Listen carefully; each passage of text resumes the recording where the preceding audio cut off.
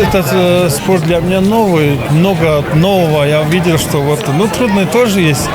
Там, например, из 7 упражнений я участвовал пока на 5, как бы. 2 из них очень тяжелые для меня, как бы, перетягивание вагона. И там еще шары есть, которые с 140 килограмм, то 200 для меня на 600.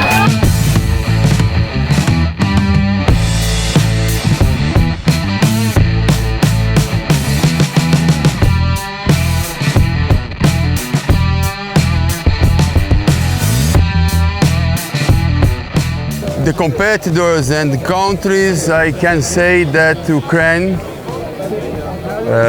have a good athlete, very young, very strong.